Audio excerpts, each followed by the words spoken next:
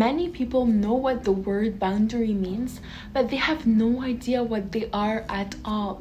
You might think of boundaries as something like a property line or a brick wall used to keep people out.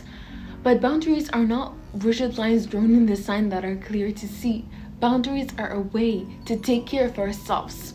When you understand how to set and maintain healthy boundaries, you get to avoid the feelings of resentment, disappointment, and anger that build up when your limits have been pushed.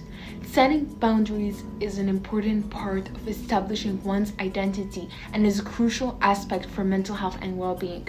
Indeed, understanding how to set personal limits is essential for building and maintaining healthy relationships.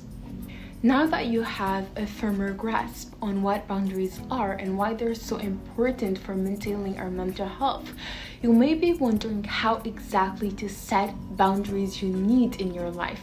Here are some strategies and examples to help you get started.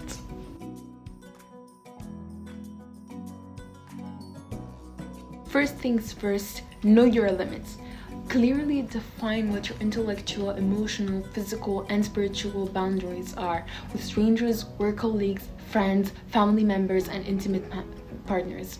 Examine past experiences where you felt discomfort, anger, resentment, or frustration within the relationship. It may have been because your limits have been crossed.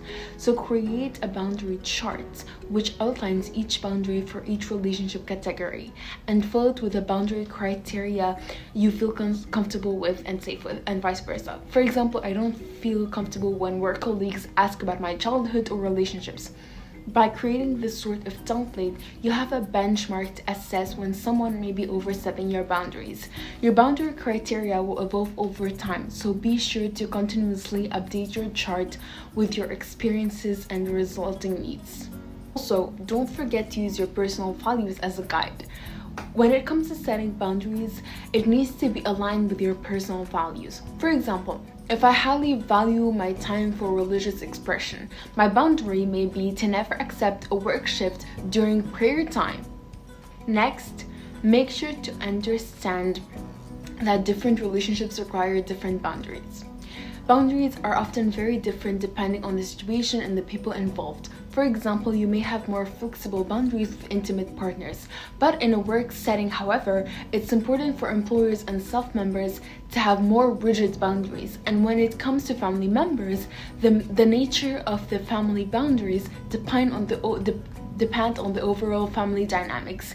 If family members tend to be overbearing, fairly rigid boundaries might be needed for psychological well-being. But whereas if family members are respectful and considerate, boundaries might be far more flexible. And of course, don't forget, practice makes perfect. When you first start acting assertively, if it is a departure from your habitual state, you may be afraid that others will perceive you as mean or rude. But affirming your boundaries means that you value yourself, your needs, and your feelings more than thoughts and opinions of others. Being assertive does not mean that you are unkind. It only means that you are being fair and honest with them, and thus kind to them on a long run, while maintaining your peace, dignity, and self-respect. After all, not telling someone that they have crossed a line only leads to resentment on your end and confusion on theirs.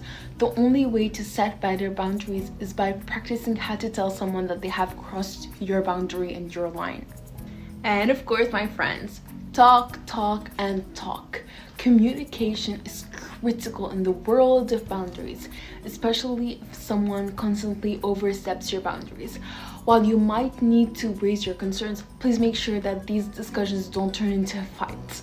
For example, if you have a friend that sends you message non-stop, you can say something along the lines of, I can see you really wanted to get hold of me, but the best thing to do is to drop me a message and I'll get back to you when I can.